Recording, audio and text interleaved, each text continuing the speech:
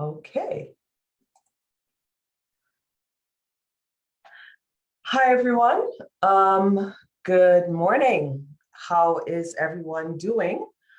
I am Alecia here again this week to continue talking with you a little bit more about your tone during your speaking subtest. So let me now turn to the discussion and see who's here. There's usually a little bit of a delay.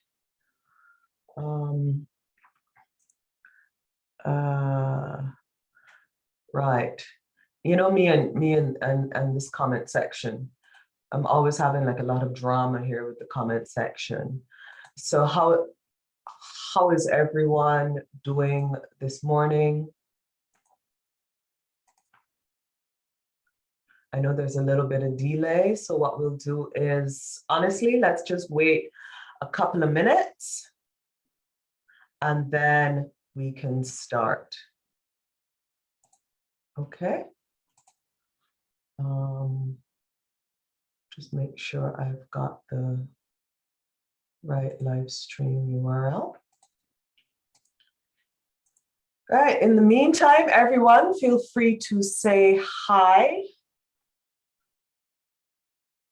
There we go. Okay. Feel free to say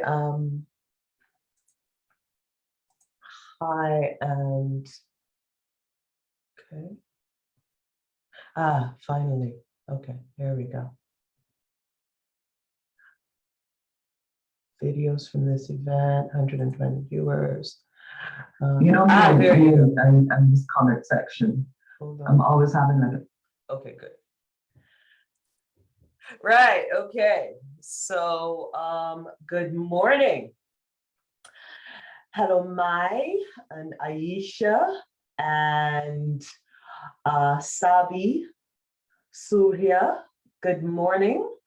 Guten Tag. I see somebody greeting me again in German. Guten Tag, mir. Wie geht es dir heute Morgen? Hoffentlich gut. Alexis, hello, have a great day. You have a great day too, Alexis. Where are you guys from? From Piñas, Philippines. Tony, welcome. Yeah. Cheyenne, hi. I don't know what the weather is like where you guys are, but finally here we have great weather. It's actually warm, so I'm kind of dressed for warm weather. Okay, so as I said, today we're going to be talking a little bit more about your speaking criteria, and we're going to do it like always. I'm just going to give you a quick rundown of 2 of the criteria, and then I'm going to open it to everyone, and I'm going to ask questions. We try to keep it to the relevant topic. However, people have always got questions about all kinds of things. So yeah, I'm going to prioritize speaking, but honestly, ask anything you feel like. Now, today is going to be a little different because what we're going to do is, during the webinar, I'm going to ask you some questions and you get to type in your comments, because I want to hear some examples of what you think would be a good and appropriate language in certain scenarios when it comes to speaking. Now, we know that you're supposed to express empathy, and you should in real life. However, it is not every single situation where you should say, I'm sorry, and always agree with the patient. You could very well get a scenario where a patient really needs you to be stronger in your language to get them to understand something about their care or something about their health, or maybe something about a relative that they're taking care of. Okay, so that is the slightly different perspective we'll be taking on the speaking criteria this morning. And you get to participate by giving comments. So just give me 1 second and I will screen share with you. And hopefully you don't see all of my weird and wonderful back pages. So I'm going to close all of them so that hopefully you only get to see my beautiful desktop bird. So here we go. And we go up to the opening, and I'm going to screen share right now with you. Good. And there's my beautiful bird. And now, good. So here we are. All right. So last session, for those of you who are tuning in to follow these webinars that I do, the last webinar in, what month are we now? June, right? The last webinar in May was also talking about tone, but this time, as I said, we're going to be focusing on those two criteria: relationship building and patient perspective, but in the context of you using slightly stronger language. Okay. So both of those criteria, as you know, are each worth 3 points. The relationship building, as you saw last tutorial, last webinar, are you respectful, attentive, non-judgmental, and showing empathy? Yeah. This time we're going to add incorporating the patient's perspective, which is another criterion, also worth 3 points. And do you recognize the patient's anxieties? And we will see why this is important during your role play. And do you understand when there's need for information, or at least clearer information? Okay. So being professional, yes, it means, greeting professionally and all that. But what it does not mean is being stiff and flat in your greeting all the time. Hello, my name is Nurse Brown, or my name is Dr. Banfield. What is your name, please? We can have variations on that are still professional. And what it does is, a nice greeting also is, both in the OET and in real life, it sets the tone for the entire greeting, because in that time, the patient decides, okay, is this a person I can talk to or not? Can I actually give this patient a little bit more information than I came to give? Or am I going to just stick to the basics and keep my distance? Being professional doesn't always mean agreeing with what the patient says, but how you disagree makes a difference, both in your role play and to the examiners.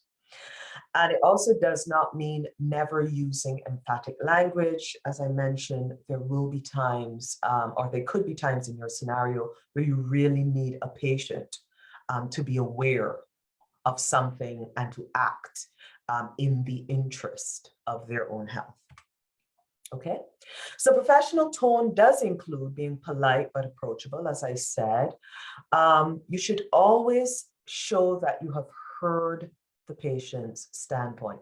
Maybe the patient said something that either was not the next point on the role play task, and so you overlooked it, or they mentioned something that was not on your role play card, so you overlooked it, or they mentioned something that is wrong, or, well, in your estimation, is just wrong, or just sounds strange to you, and you overlook it.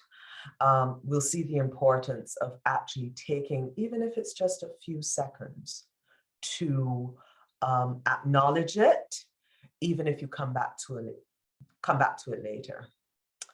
Then there is encouraging when it's appropriate to encourage, but also correcting and being more emphatic when appropriate.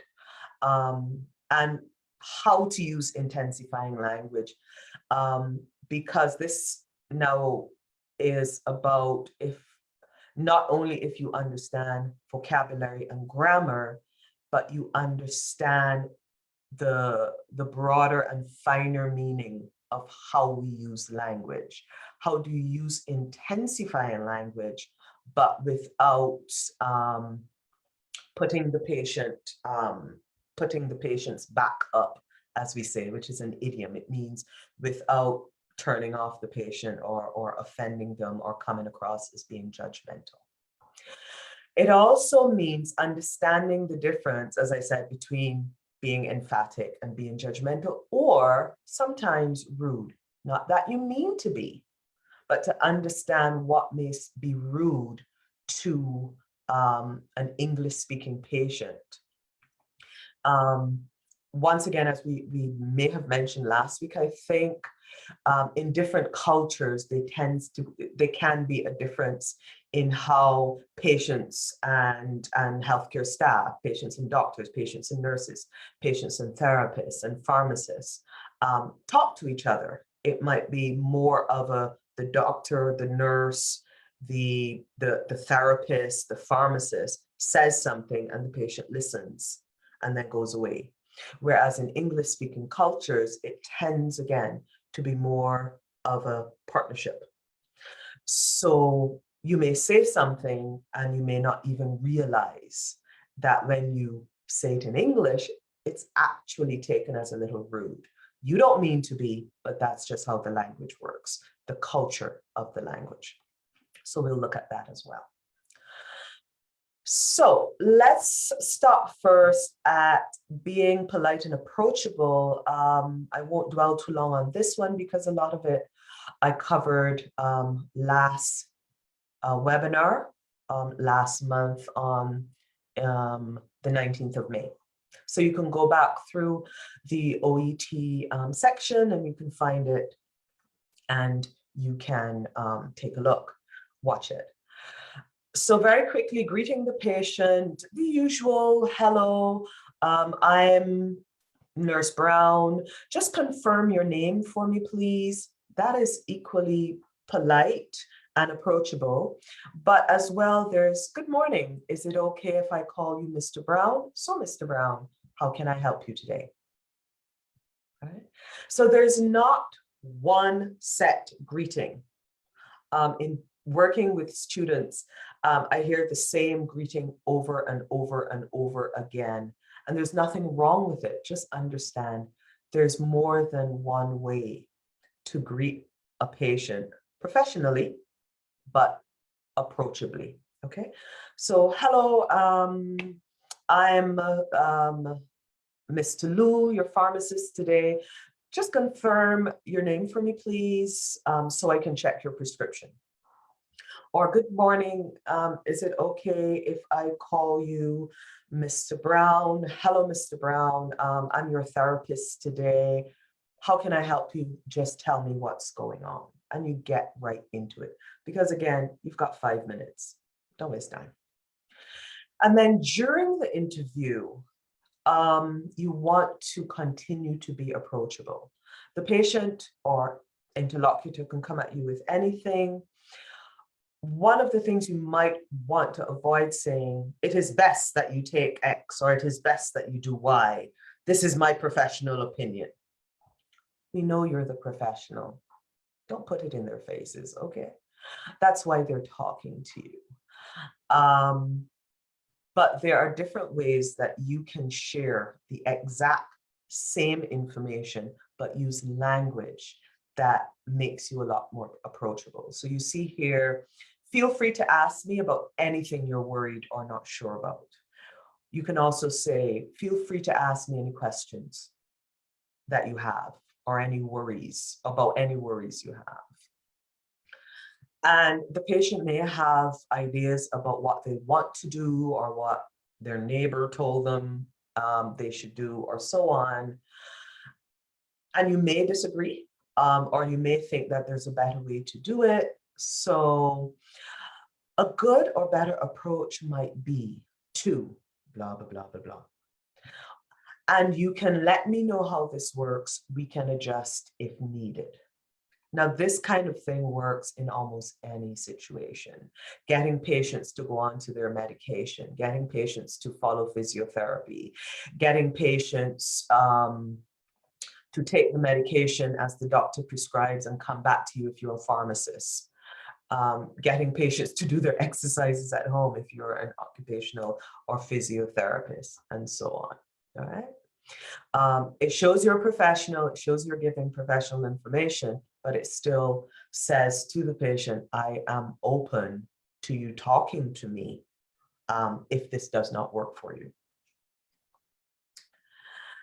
So now comes the part where I am going to ask you questions, which means I am going to now open, and let's see who I missed while I was here. Emel, hello. Good morning.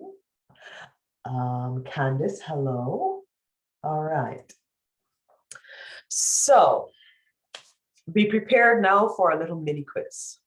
So looking at incorporating the patient's perspective, tell me what you think. So these are going to be 3 scenarios, and I would like you to type in what you think could be alternatives to what you see here. So let's look at scenario 1.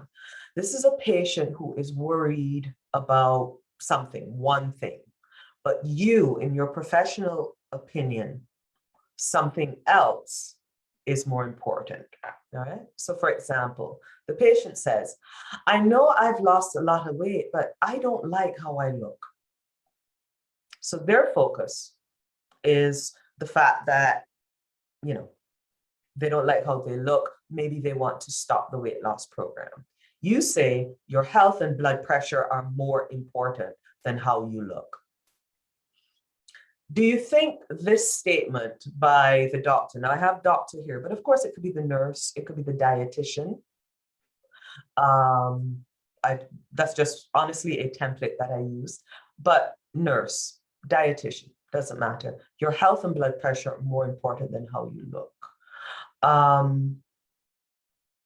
Do you think that this is the most approachable answer? Do you think that this makes this puts the patient at ease and has the patient wanting to speak with you? What else could you say? Don't be shy. Tell you what, I won't call out your name. Don't be shy. Type into the comment box something else that you think maybe I could say.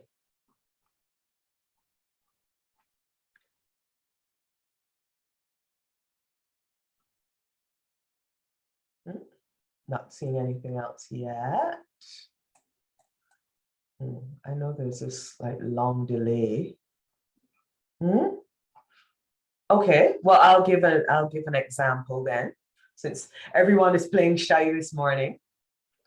So for example, you could say, I understand that your body is changing, but there are things we can do about it.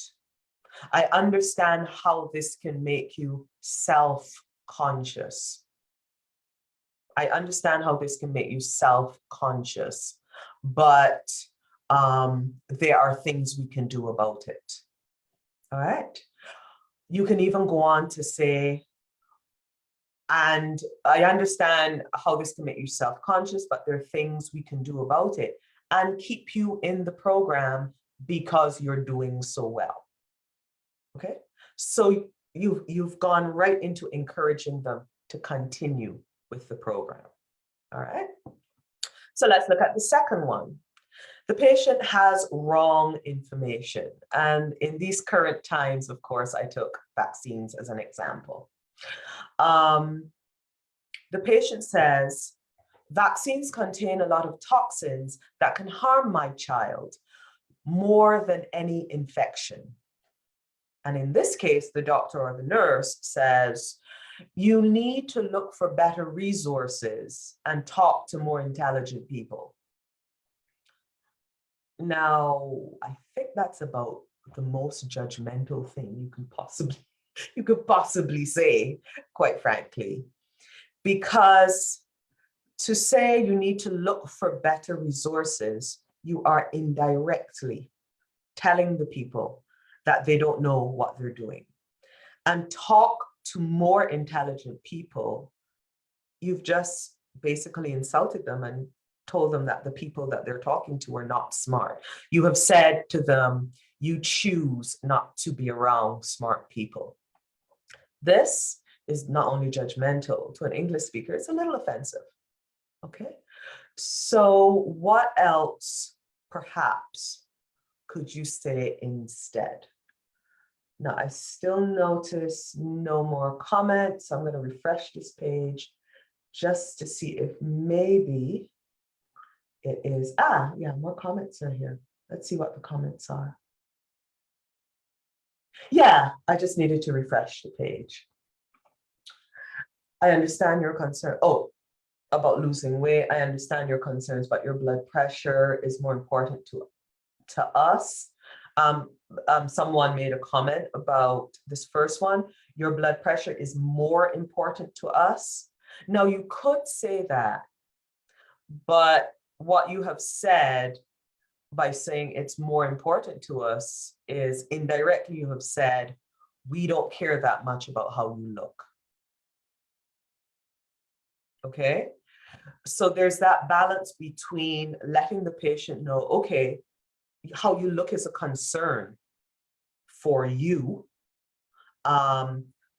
We'll make it a concern for us. Okay? So we're going to deal with your blood pressure and also give you some help with how you look. We can recommend, I don't know, exercises, surgery, something. All right. So again, just be careful.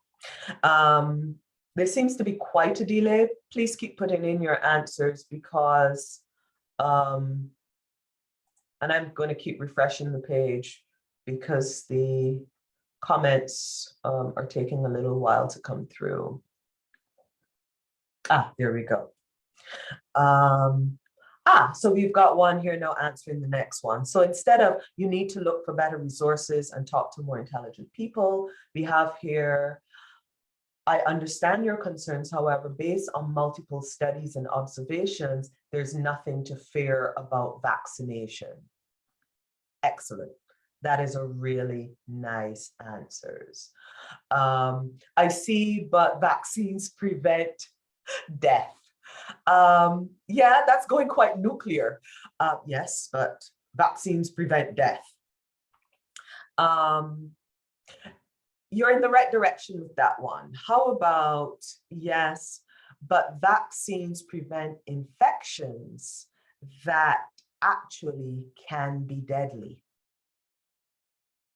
And I can give you information about these infections. So you do keep the dead in there, but yeah, vaccines do protect you against infections that can be deadly. All right, well done. I understand your concerns, but it is vital for your child to get the vaccine. Good, add because. It is vital for your child to get this vaccine because it protects your child, because it also protects other children your child is at school with, because it helps to protect your family and friends in your neighborhood or whatever. Okay, so you say it is vital because, and give a reason. All right, let's look at the next one. The patient has only partial information. So the patient says, and this is a patient who was given antibiotics for an infection. The patient says, I felt better after 3 days, so I stopped the antibiotics. Why should I take medication when I feel fine? And the doctor says, you're only hurting yourself when you do that. Now, in healthcare, you know, you need to keep, it is best for multiple reasons to take the antibiotic full course. So we know that there are problems that can arise from just taking it for a couple of days and stopping. But you're only hurting yourself when you do that. Is that the best way we can say it? Let's see what you say. Okay, no answers coming in yet for this one. So I'll refresh the page and see what we got here. Oh, okay. So we don't have any new comments as yet, so I'll get the ball rolling. Instead of saying you're only hurting yourself when you do that,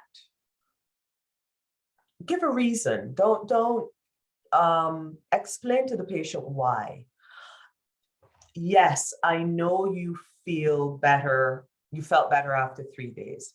This is common, but it is important to continue the medication for the full course because, and then you go on to explain. The points would be any role play that involves something like this. The points that the OET wants you to talk about will be on the role play card. Okay, but to say you're only hurting yourself when you do that, again, it's a little judgmental, and it kind of puts the people off. All right. So let's see what else we have here. Any other comments about this? I keep refreshing this page like crazy. Ah, there we go. Let's see what else. Finally, yeah, let me explain to you that it is important to continue taking the medication for full recovery. Well done. That's good. It's great that you feel better after 3 days, but it's advisable to take the whole course to prevent further complications. Another really good answer. I need you to know that if you stop the antibiotics before you complete the course, the infection will come back again. Also a really good answer. So those are 3 really good answers, because it doesn't just judge the patient, or it doesn't judge the patient, it incorporates their perspective and then explains. It corrects or adds to their information. Well done. Okay. So let's move on then to the next point. And again, I want to know what you think. This is about being emphatic or encouraging when needed. What do you think? Now, this is slightly different. Okay. In this case, we know that, yes, you're supposed to always soft soap the patient. Well, not soft soap, you know what I mean. Be empathetic. Hold on, let me catch up with the point.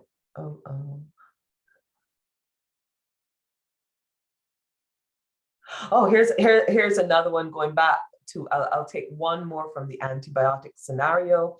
And it is, it's very good that you feel better, but it's very important to complete the course until the germ is removed from the root and does not occur. Yeah, and you're using their layman language that the patient will understand.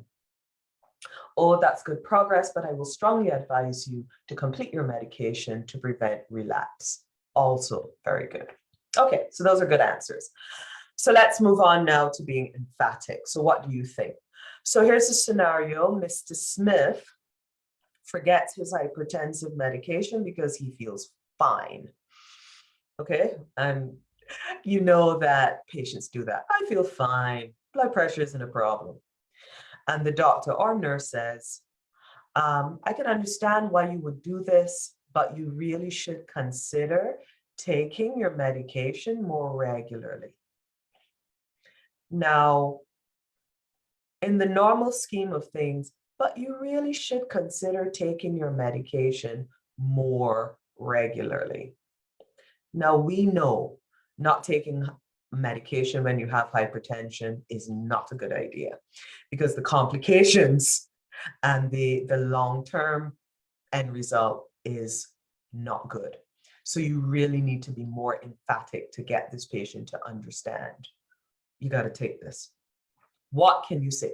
Is this language emphatic enough? If not, what do you think? What could be said? All right, let me refresh again. See what we got here.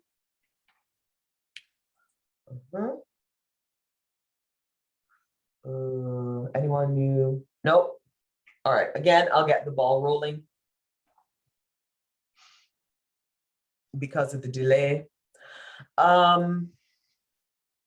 Is this emphatic enough?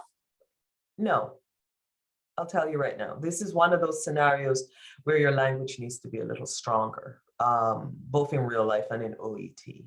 But how can it be stronger without being rude, offensive, or aggressive? You can say, hypertension is something you really want to treat, you really need to treat and take seriously because of the complications that are very dangerous long term. For this reason, you have to start now taking your medication. And I cannot emphasize this enough. Because of the complications, you really need to start taking your medication regularly now, and I cannot emphasize this enough. That is emphatic. That will make the patient go, oh, I need to take it seriously and take it a little bit more seriously. Okay. All right, we got a couple more. So let's see what you guys said. I'm glad that you're feeling good, but hypertensive medication should be taken regularly to prevent any future complications. Very good. All right. And I would even go so far as to say, instead of should, to say must. Must is stronger than should, and it really sends us a strong message. I'm glad you're feeling better, but hypertensive medication must be taken regularly. And again, as we said last week, your tone must be taken regularly to prevent future complications. And then the next one, I understand you feel bored or better, but you will develop long-term complications if you cannot take your antihypertensive medication. So in this case, if you do not take your antihypertensive medications. Yeah, that is also good. So to just refine that language a bit, I understand that you feel well, but I'm afraid you will, or you likely will, develop long-term complications if you do not take your antihypertensive medication. Okay, so there you've got your emphasis in your language, and it's not now a suggestion. Ooh, lots of people are weighing in about this question. So let's see what else we have. Hi, Hensi. How are you two? Good afternoon there. Good morning here. Okay. Yeah, you could say it's good to hear you're feeling well, but hypertensive medication should be taken regularly. Grammatically, that is a perfect sentence, but it needs a little bit more punch. Because in this situation, you really want to get the point home to the patient. So put a little bit more punch in your answer. Should be taken regularly, or you will get complications. Okay, so let's move on to the next one then, and then I'll open to free questions. Mrs. Green is tired of her diet and wants to stop it. However, her blood pressure is decreasing nicely, which is a good thing. And the nurse says, I understand. So sorry to hear you feel this way. Is this emphatic enough? What do you think? So her blood pressure is decreasing nicely. So obviously that was a goal. But she's tired of being on this diet and she wants to stop for whatever reason. And the nurse just says, I understand. So sorry to hear you feel this way. Is this emphatic enough? Do you want the patient to stay on this diet? Is it best that the patient stays on this diet? What can you say to help this patient understand that it's good to stay on this diet? So let's see what you said. And if you guys are still, probably the delay has. Yeah, okay, we've got one. Yeah, no, this language by the nurse is not emphatic enough. It's not encouraging enough. All right. This is a situation where you really want language that encourages this patient to keep with it. She's doing well. Okay. So I agree, it's not emphatic enough. So what can you say? I really understand your concern. However, I'm afraid that there is no option. So could you please try to continue your diet? Well, actually, there is an option. The patient could stop taking it, but I understand what you mean. You can tie that idea of an option, however, with the blood pressure. You could say, for example, I'm afraid that, however, there might not be another option that keeps your blood pressure down. So you've tied in no other option as well as the blood pressure going down. So if you say there's no other option, they could very well say, of course there's an option, I can stop. You're not my boss, I can do what I want. But if you say there's no option if we want to keep your blood pressure down, there you go, okay? You have given information to the patient. So in fact, here, you don't just score marks under incorporating the patient's perspective, you've also scored marks under information giving. So think about it like that, okay? Let's see if there are any more comments. Ooh, yes, we do. Let's see another one. Let's see.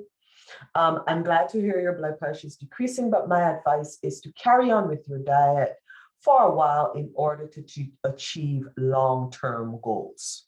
Wonderful. You've now motivated the patient. Continue with your diet to achieve long-term goals. That's very good. I understand your concern. I'm really sorry to hear about that. Again, that's not emphatic enough. That doesn't really give information. Yes, it expresses empathy, but here, this isn't really a situation where you need to be giving a lot of empathy.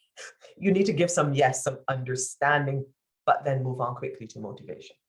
It's good to hear that about your blood pressure, but it's also very important to follow your diet strictly because. Get on to the because, give them information, show them why it's important, okay? If you explain why it's important, you score marks under information giving. You have still expressed your empathy, you've still incorporated the patient's perspective. Let's see what else. I think somebody else put in another comment, so I refresh the page again. And, there we go. Yeah, it's very important to control your blood pressure. Good. I want you to know that your health is our priority, and I need you to help us with that. So I want you to carry on with what you did, or carry on with your diet. Yeah. And I like how you use the word our priority there, because then it sounds like teamwork. You can even go, it's our priority, just like it's your priority, sweeten the pot. I want you to know, so I want you to know that your health is also our priority. So we need you to help us continue the diet, carry on with the plan we came up with, something like that. All right, good. And the last one now, so good. And this is the last one now. Let's talk about, let's get another refresh. There we go. And we've got, comments are coming fast and furious now. Please upload speaking videos. This video stays on the OET Facebook learning platform, so you'll be able to see it. Okay, you can go back and see it again.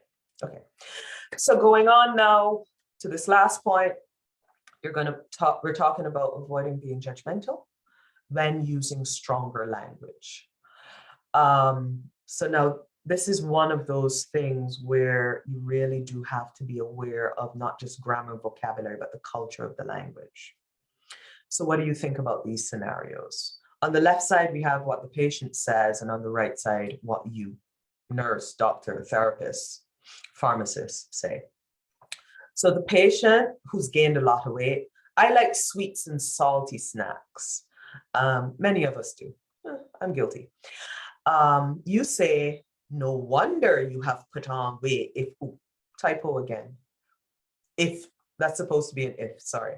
No wonder you have put on weight if you eat like that. Do you think that's judgmental?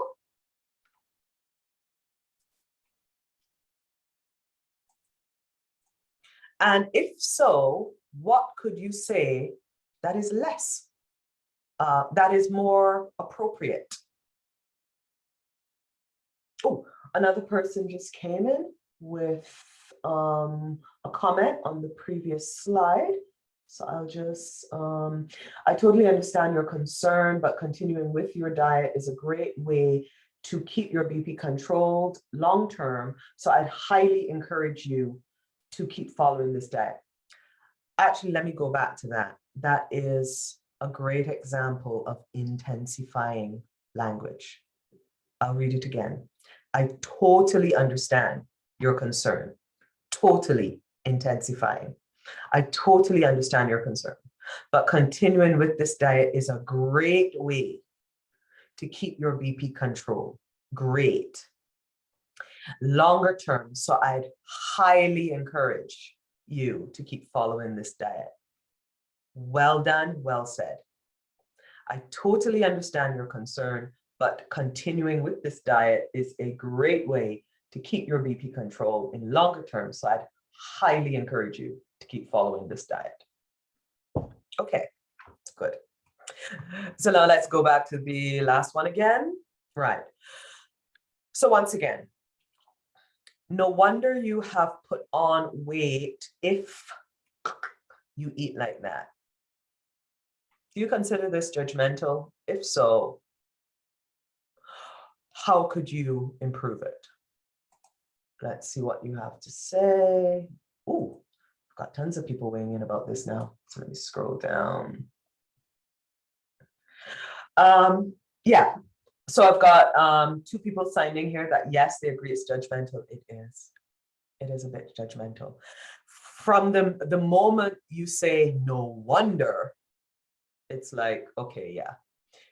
It's almost like saying you brought this on yourself. Now that may be a fact, but your role is not to judge the person. Your real role is to help the person, to move them forward, to lift them up, to motivate them, not to judge them and go bad, wrong.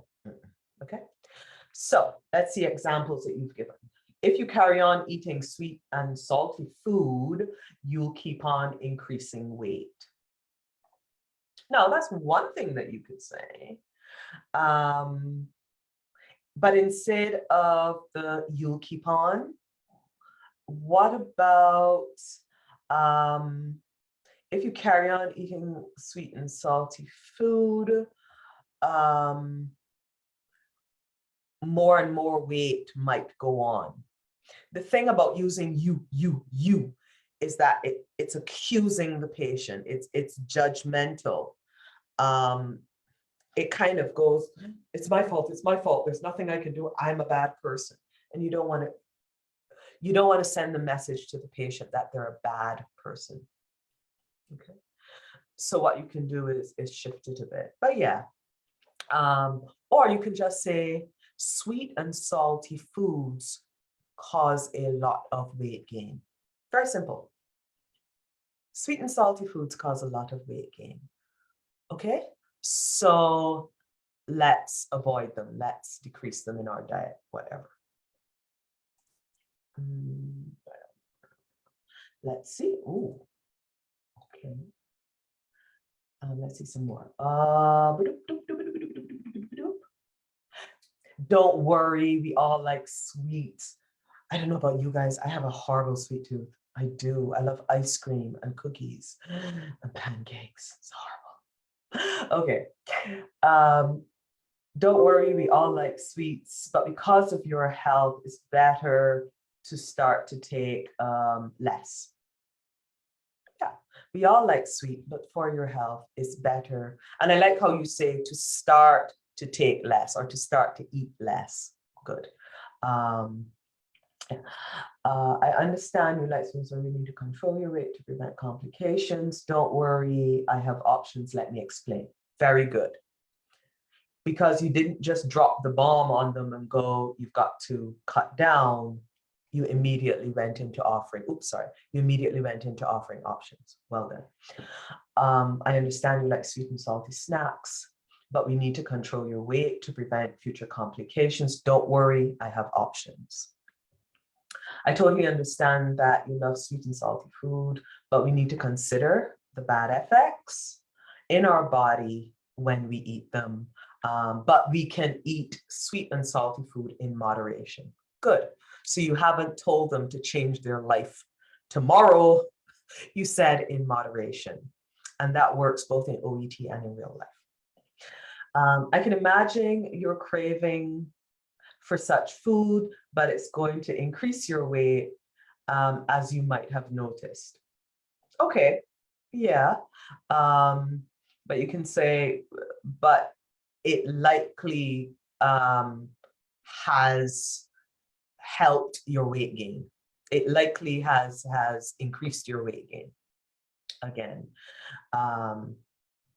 Okay, all right. So let's see. Oops, we got another couple comments here. Let me see. Your reason, I know it's tempting to eat sweet and salty foods, but you need to take those in moderation. Again, quite good. Your reasons are understandable. However, if you follow this, it may cause adverse effects on your health. If you continue with this, not follow, if you continue with this, it may cause adverse effects on your health. So please try to avoid it as much as possible. Will you do that? Okay. Or can you try to do that? Okay, good.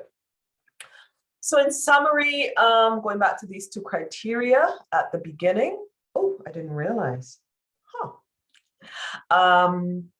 Relationship building and incorporating the patient's perspective, all were 3 points.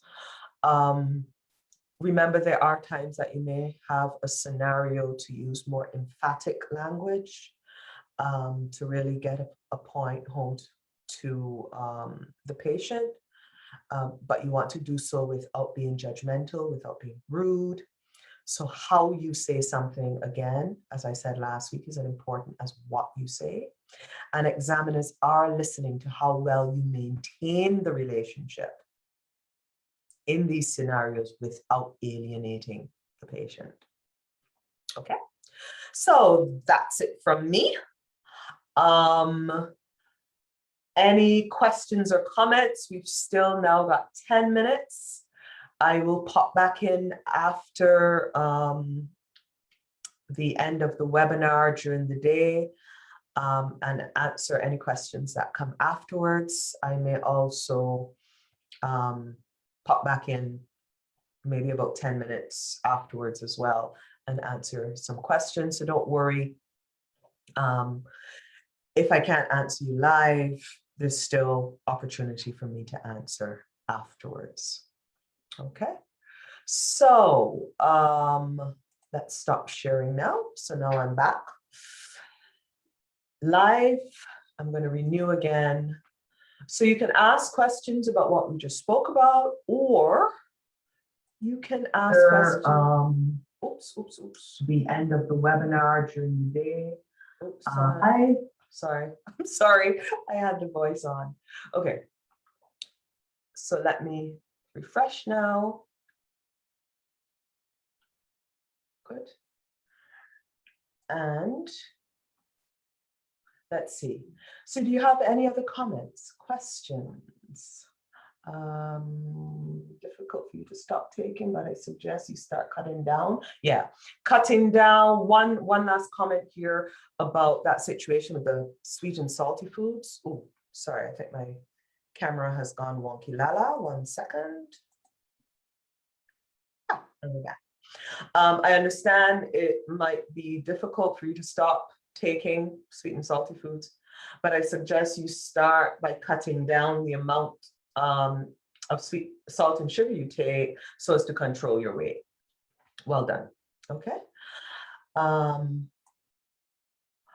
Thank you. Thank you. You are more than welcome. I am now open to any questions, any comments that you want to make.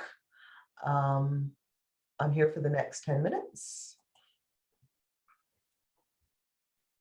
None? All of a sudden, everyone has gone stumm.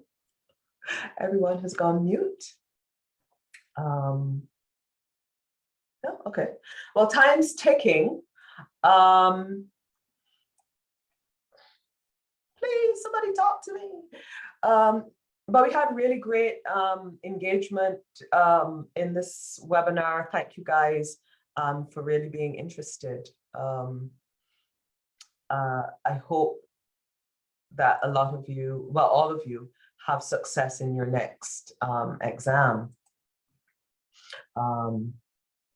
Let's see, any more questions, statements? Yeah. It's important that our, is it important that our English be very good with a variety of sentences, etc., or is it important to explain the patients in layman term to be understandable for them in OET speaking subtests? Actually, that is a really good question. Really good. And the answer is balance. And here's what I mean. OET wants to see, the examiner wants to, well, not see, hear that your language is flexible. That means that you can respond appropriately, flexibly to what the interlocutor says without these set sentences. And make no mistake, examiners know when people are trotting out learned set sentences and using them all the time. The other problem with learned set sentences is they may not always be 100% appropriate to what the person just said and to the scenario. And a common one I come across with my students is, oh, I'm so sorry to hear that. Oh, I'm so sorry to hear that. And they say it for everything without actually listening to hear, oh, is it appropriate to say, I'm so sorry to hear that, to this particular sentence? So they want that flexibility, and that flexibility shows itself by you using a range of language, different vocabulary from what is on the role play card, from using simple sentences as well as more complex ones, grammar, I mean. But at the same time, they don't need you to be speaking very complicated sentences all the time.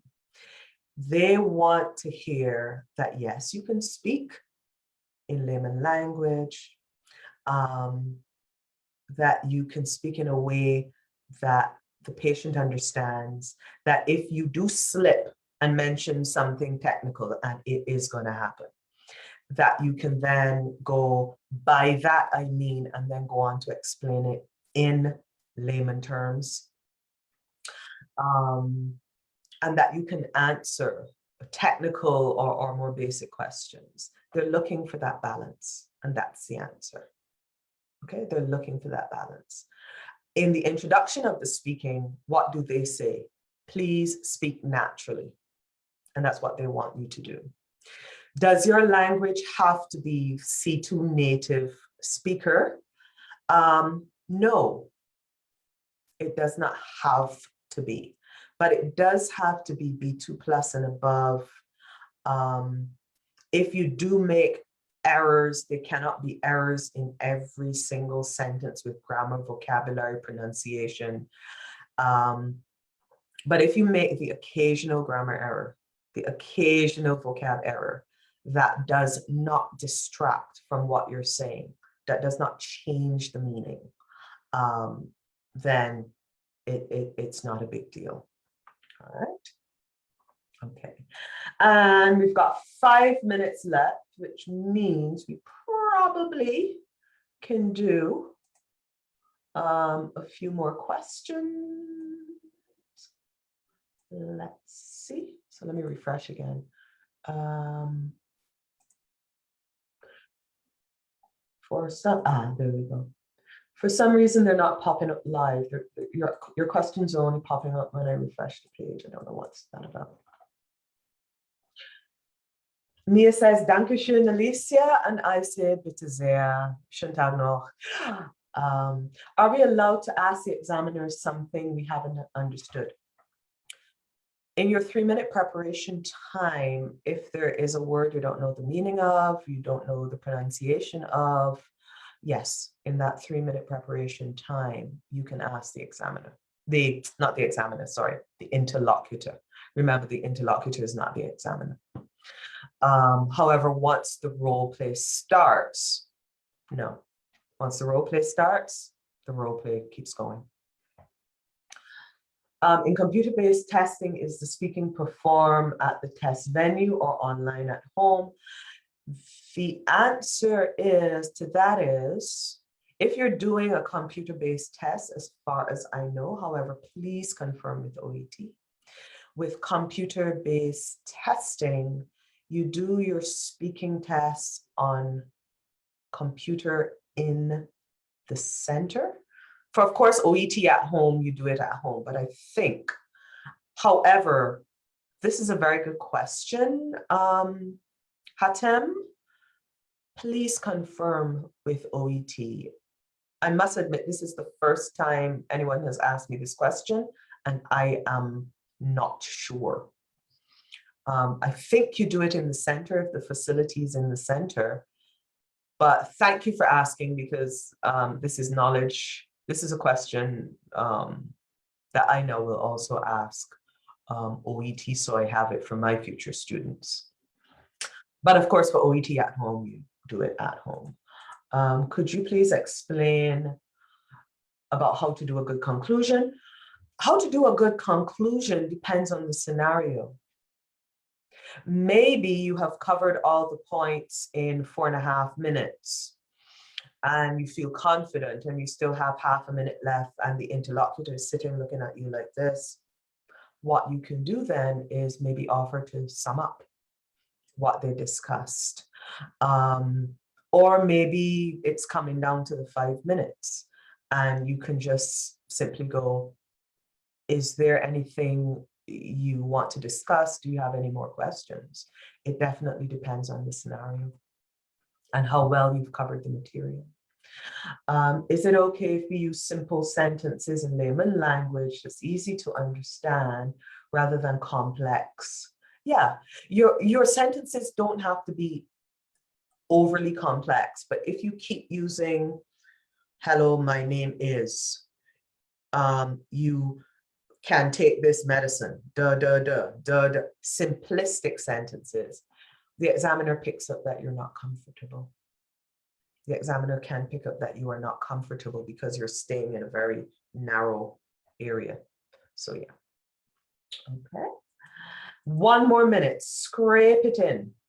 Although my question pertains to another criteria, may you please give us examples of statements to check for patients' understanding? Yeah, you can say to them, well, of course, there is the obvious or the usual. Is there anything you did not understand? Feel free to ask me about anything you didn't understand. Okay. Did you understand what I said about X? Right? Any of those can help you confirm the patient's understanding. Okay. So it is now 11 o'clock. Thank you guys. Oops, and there we go again with the camera. Thank you guys for your participation. I hope this was helpful, and yeah, I will see you guys again next month in July. Okay, take care and good luck in your exam if your exam is coming up. Bye-bye.